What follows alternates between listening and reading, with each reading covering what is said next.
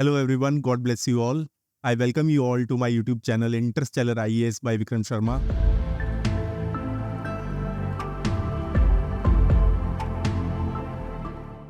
Prior to this, in our previous lecture, as all of you know about, that we have discussed about the introductory lecture of the subject of the internal security.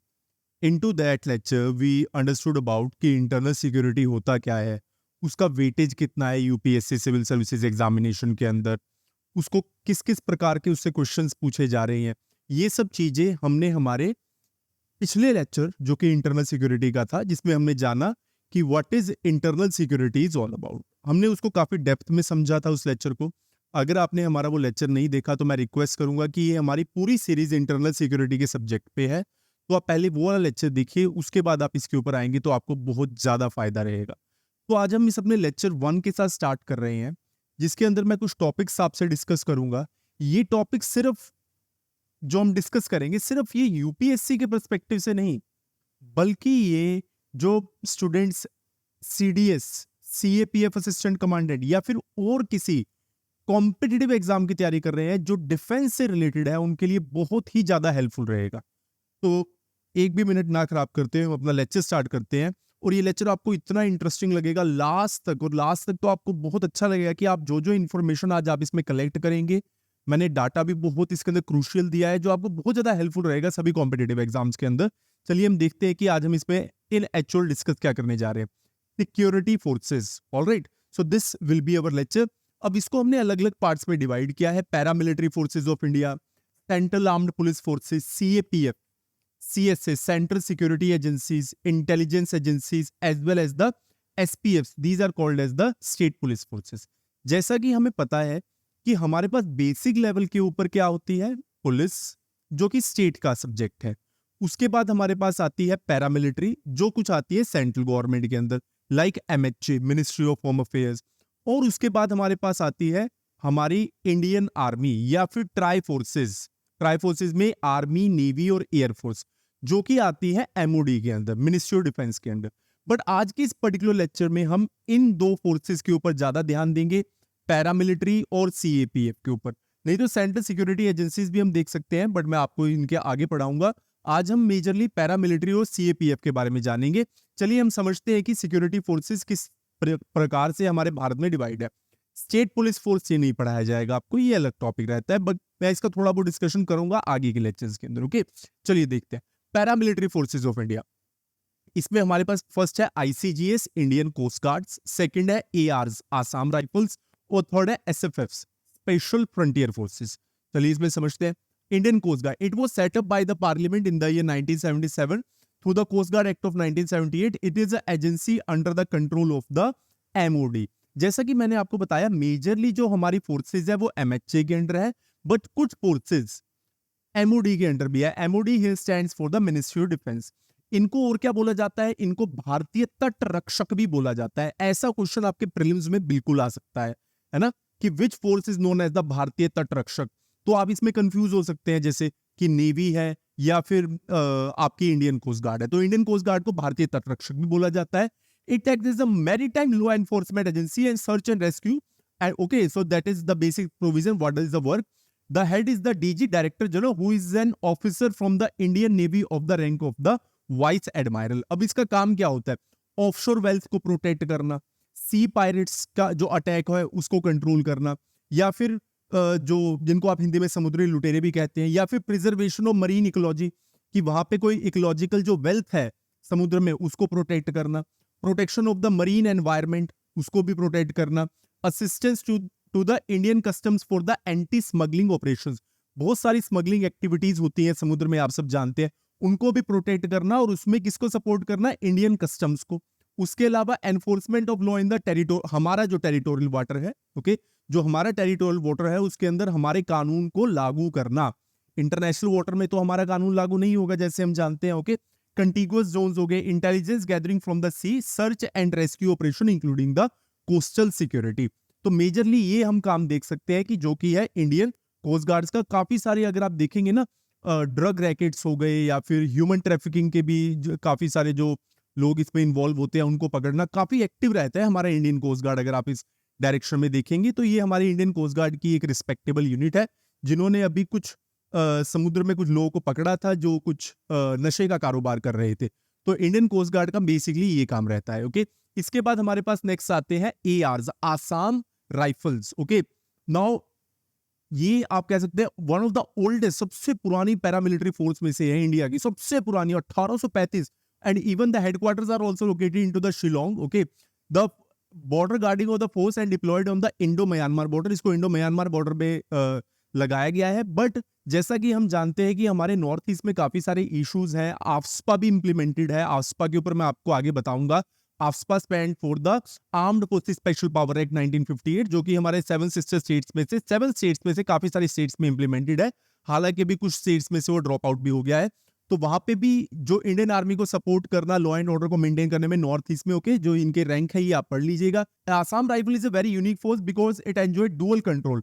देखो ये इनका ना dual control आता है। Dual control कैसे आता है? Administratively तो ये MHA के अंडर है, और वैसे इनकी पोस्टिंग्स, प्रमोशंस अगर आप पढ़ेंगे, डिप्लॉयमेंट क्या सब कुछ ये चीजें ये MOD के अंडर आती हैं, ARs की, जो कि है आसाम राइफल्स। ओके, जैसा कि मैंने आपको बताया सबसे ओल्डेस्ट पुलिस फोर्स में से भारत की आती है, पैरामिलिट्री फोर्स में। ओके, इसके बाद हमारे पास है SFFs, that is a special frontier forces. अब हुआ क्या था, जैसा कि हम सब जानते हैं कि चाइना ने तिब्बत के ऊपर अटैक किया था, और वहां से जो उनके धर्म गुरु थे 14th दलाई लामा तेंजिन ग्यात्सो, है ना, जो प्रेजेंटली दलाई लामा जो इंडिया में रहते हैं, जिनको हमने असाइलम दिया था, शरणार्थ कहाँ पे दिया था? हिमाचल प्रदेश, कांगड़ा डिस्ट्रिक्ट में एक तहसील पड़ती है धर्मशाला, और धर्मशाला से 9 से 12 किलोमीटर दूर पड़ता है एक छोटा सा कस्बा, एक हिल स्टेशन बहुत प्यारा, मैक्लियोडगंज, वहीं पे रहते हैं दलाई लामा। तो वहां पे हमने उनको शरणार्थ दिया था। तो उस टाइम पीरियड में जो तिब्बतन्स आए थे, उनकी सिक्योरिटी के लिए जो बॉर्डर लाइन के ऊपर एक ऑर्गेनाइजेशन बनाया गया, TRFF, Tibetan resistance fighter force. ठीक है, after 1962 Sino India war of night, government of India officially created the SFF। TRFF के बाद उन्होंने SFF को बनाया। अब पहले तो ये IB के अंडर था, IB is the intelligence bureau, क्योंकि हमारा जो RNDW है ये काफी लेट बना है। ओके, हमारा RNDW बना है 1968 में जाके। Okay, it was brought under the, फिर इसको लेटर ऑन किसके कंट्रोल में डाल दिया? पहले किसके अंडर था? IB के अंडर था, फिर ये किसके अंडर आ गया? RNDW के अंडर।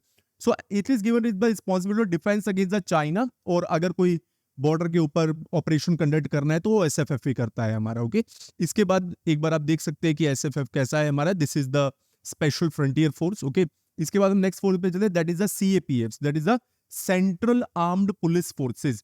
जो हमारी CAPFs है ये आपकी आती है MHA के under, properly ministry of home affairs, central government में। ओके, चलिए देखते हैं कौन कौन है। CISF, central industrial security force.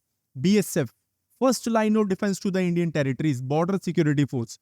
इसमें हम आपको बहुत इंपॉर्टेंट एक पॉइंट बताऊंगा, इनकी एक रेजिमेंट होती है कैमल कंटिजेंट, वो है राजस्थान में बॉर्डर पे, और एक क्रीक पे है, क्रीक पे भी मैं आपको बताऊंगा आगे। CRPF, central reserve police force. इसके बाद है ITBP, Indo Tibetan border police force, और लास्ट में है SSB, सशस्त्र सीमा बल। SSB को हमने रिसेंटली लगाया था, हो गया वैसे काफी टाइम, बट हमने उसका जो कह सकते हैं कि हमने उसका एंगेजमेंट बढ़ाया था इंडो नेपाल बॉर्डर के ऊपर। ओके, SSB का। चलिए देखते हैं हम इसे। पहले हमारे पास CISF, देखो इंडस्ट्रियल से आपको क्या समझ आ रहा है? जितनी भी इंडस्ट्रियल यूनिट्स हैं गवर्नमेंट की, इसरो हो गया, Indian space research organisation, Satish Dhawan research centre, कोई MHA हो गया, MOD हो गया, प्राइम मिनिस्टर ऑफिस हो गया, इनकी सिक्योरिटी कौन देखेगा? पार्लियामेंट की सिक्योरिटी हो गई, है ना, इंडिया गेट के आसपास की सिक्योरिटी हो गई, जो गवर्नमेंट के प्रीमियर इंस्टीट्यूशंस हैं, या फिर हमारी जो करेंसी है ना, रिजर्व बैंक ऑफ इंडिया हो गया, इन सब की, है ना, इंपॉर्टेंट हमारे पावर प्लांट्स हैं, जैसे Tarapur atomic power plant Maharashtra का, Kudankulam nuclear power plant Tirunelveli district Tamil Nadu, इन सब की प्रोटेक्शन हो गया। स्पेस इंस्टॉलेशन, जैसे मैंने आपको भी बताया, governmental oil fields as well as the oil refineries, है ना, मेजर पोर्ट्स हो गए इंडिया के। उसके अलावा बैराजेस, है ना, कोई इंपॉर्टेंट, जैसे आप देख सकते हैं इधर फॉर एग्जांपल भाखड़ा डैम हो गया, नंगल डैम हो गया, है ना, Bhakra dam is in Himachal Pradesh and Nangal dam is in to the Punjab. उसके अलावा फराक्का बैराज वेस्ट बंगाल, है ना। उसके अलावा गवर्नमेंट PSUs, ONGC, सेल, भेल, गेल, NTPC, NPCIL, इनकी प्रोटेक्शन हो गई। करेंसी हो गई, प्रिंटिंग प्रेस हो गई, इन सब की प्रोटेक्शन कौन देख रहा है भैया? हमारा CISF देखता है। ओके, बाकी ये fire to provide private sector units को भी ये सपोर्ट करते हैं। मैं रिक्वेस्ट करूंगा, दिल्ली वालों को ने तो जरूर देखा होगा डीएमआरसी में, दिल्ली मेट्रो रेल कॉर्पोरेशन, है ना, उसके अंदर जो सिक्योरिटी हमारी रक्षा करते हैं, 24 घंटे खड़े रहते हैं हमारे लिए, कौन होते हैं? वो सीआईएसएफ वाले हैं, है ना। एक सल्यूट तो बनता है उन सब के लिए। और in 2008 CSF allowed the CSF to even provide security to the private entities on payment of the fees. Okay, तो ये प्राइवेट फर्म्स जैसे अंबानी, अडानीज, आप इनके साथ देखिएगा, जो इनका काफिला होता है, जो इनका मोटरकेड होता है, उसके अंदर आपको जनरली सीआईएसएफ वाले सिक्योरिटी में मिलेंगे ही मिलेंगे। तो उनके साथ जो सिक्योरिटी होती है, बट दे पे देयर ओन फीस। ओके, जो पेमेंट है वो खुद ही देखते हैं, बट सीआईएसएफ उनको भी सिक्योरिटी देता है। ओके, तो दैट इज द वर्क। ये बटालियन पैटर्न पे नहीं है, कई स्टूडेंट्स को कंफ्यूजन हो जाता है। सीआईएसएफ के अंदर कोई भी बटालियन पैटर्न नहीं है जैसे इंडियन आर्मी के अंदर है। ओके, तो that is about the CISF. आपने देखा होगा जो भी हमारे एयरपोर्ट्स हैं, इंदिरा गांधी इंटरनेशनल एयरपोर्ट हो गया, है ना, छत्रपति शिवाजी टर्मिनस हो गया, या फिर आप देखेंगे कैंपेगौड़ा, राजीव गांधी इंटरनेशनल एयरपोर्ट हैदराबाद का, सब जगह आपको कौन दिखेंगे? सीआईएसएफ वाले हमारी रक्षा करते हुए। ओके, उसके अलावा आप नेक्स्ट पे जाते हैं। नेक्स्ट फोर्स कौन सा है? बीएसएफ। ये तो भाई हमेशा खड़े हैं, the first line of defence to the Indian territories. Indo Pakistan, आपको वहां से चल पड़ी है आप जेके से, जम्मू एंड कश्मीर, पंजाब, राजस्थान, गुजरात, पूरे बॉर्डर पे खड़े हैं बीएसएफ वाले। उधर इंडो बांग्लादेश में भी खड़े हैं। ओके, तो apart from guarding the operations, BSF is also used for the prevention of the जैसे ड्रग्स वगैरह हो गए, इसके ऊपर भी काफी रोकथाम करता है बीएसएफ। हमारा बहुत अच्छे से काम करते हैं, बहुत रिस्पेक्टेबल फोर्स है ना। फोर्सेज हमारी सारी रिस्पेक्टेबल है, बट बीएसएफ का काफी आप एक डिलीजेंट काम देखेंगे ड्रग्स के ऊपर, तो बहुत ये खींच के रखते हैं, ये ना। BSF as peace time operations as well as ये पीस टाइम में भी, शांति के वक्त भी ये काम करेंगे और वॉर टाइम के अंदर भी। ड्यूरिंग द पीस टाइम, जैसे मैंने आपको बताया, transnational crime, prevent the smuggling, drugs, anti infiltration, जो घुसपैठी है वो ना आ सके देश के अंदर, इंटेलिजेंस कलेक्ट करना। Okay, then after that creek crocodile, ये बहुत फेमस है, याद रखेंगे आप। क्रीक, सर क्रीक, बहुत ध्यान से सुनिए, SIR, sir creek, CREEK, sir creek एक बॉर्डर डिस्प्यूट है इंडिया और पाकिस्तान के बीच में, जो कि है गुजरात में, रण ऑफ कच्छ में, जो टच करता है उधर से सिंध एरिया पाकिस्तान का। ये काफी पुराना डिस्प्यूट है इंडिया पाकिस्तान का। उसमें जो बीएसएफ की जो हमारे बैठे हैं, जो जवान बैठे हैं, उनको बोला जाता है creek crocodile is a special detachment of BSF deployed at Indus River estuary at the Sar Creek, run of Kutch मैंने इसमें लिखा है, प्लीज आप लिख लेंगे सेपरेटली, बहुत काम आएगा।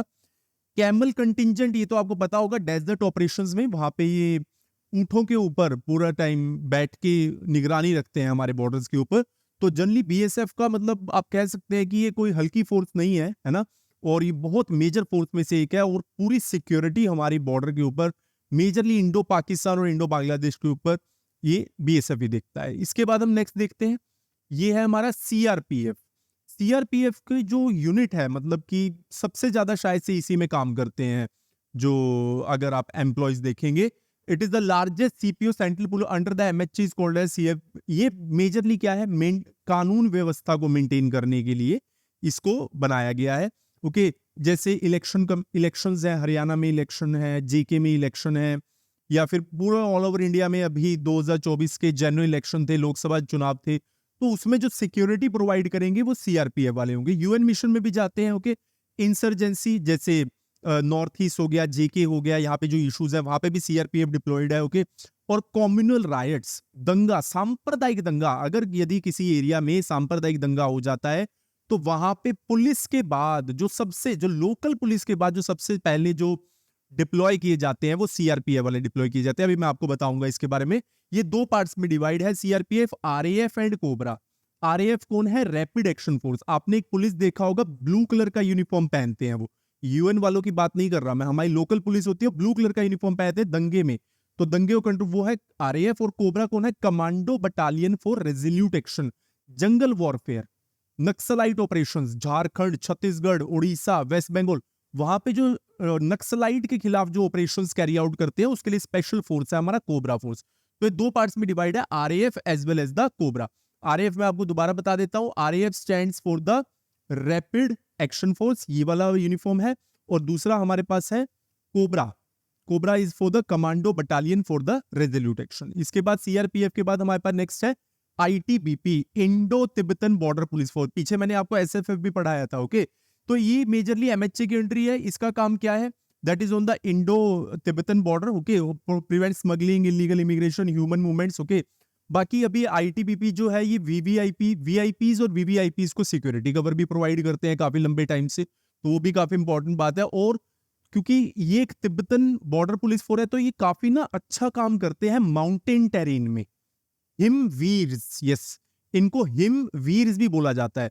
माउंटेन में तो आप इनको कैसा ही करवा लीजिए। इवन जो सियाचिन है, Siachen is the world's highest battle ground, है ना, ऑलमोस्ट एट 20,000 फीट, हड्डियां गलाने वाला एरिया है वो। गर्मियों में -40-50 डिग्री सेल्सियस रहता है, तो वहां पे भी हमारी आईटीबीपी की टुकड़ी रहती है, वो पूरा वही संभालते हैं, ओके। और डिजास्टर की इश्यूज में भी काफी अच्छे से काम करता है आईटीबीपी हमारा। ये सियाचिन है, यहाँ पे हमारे जवान खड़े हैं जैसा कि आप देख सकते हैं, सैल्यूट है इन सबको। और इसके बाद है हमारा एसएसबी, ये भी it is a CPO under the MHA, okay. ये मेजरली हमारा किस पे है? Indo Nepal as well as Indo Bhutan. अगर आप देखेंगे हमारे साउथ इंडिया में जितना कोस्टल एरिया है उसको संभाल रहा है नेवी। नेवी तो एक डिफेंस का यूनिट है, navy as well as a coast guards, ठीक है। इंडो पाकिस्तान और इंडो बांग्लादेश को संभाल रहा है बीएसएफ, ठीक है। इंडो नेपाल और इंडो भूटान को कौन संभाल रहा है? SSB, okay. तो majorly it was SSB was set up to support FI foreign intelligence to the intel IB. जो हमारी आईबी थी उसकी यूनिट थी फॉरेन इंटेलिजेंस, उसको इंफॉर्मेशन प्रोवाइड करने के लिए सेटअप किया गया था। बाकी ये और भी काफी काम करते हैं एसएसबी वाले, जैसे इलेक्शन ड्यूटीज होगी, लॉ एंड ऑर्डर हो गया, इंसर्जेंसी, एंटी नक्सलाइट ऑपरेशंस, इन सब में भी काम करते ही है हमारे एसएसबी वाले, ओके। सो मेजरली ये हमारा एसएसबी है, सशस्त्र सीमा बल। मैंने आपको बताया इलेक्शंस में भी काम करते हैं इन लोग, okay. So this is the like the basic information that I provided you about the various forces. मेरे हिसाब से आपको काफी लेक्चर अच्छा लगा होगा, समझ आया होगा कि कैसी कैसी हमारी फोर्सेज हैं। मैं आपको रिक्वेस्ट करूंगा कि आप इस लेक्चर को अच्छे से 2 से 3 बार देखिए। पूरा इंफॉर्मेशन आपके लिए मैंने प्रोवाइड किया, उसको अच्छे से लिखिए, एसिमुलेट कीजिए और उसके बढ़िया से नोट्स बनाइए। अगर आपको वीडियो अच्छा लगा तो हमारे चैनल को जरूर सब्सक्राइब कीजिए, वीडियो को शेयर कीजिए और लाइक कीजिए। Thankful to all of you, God bless you all.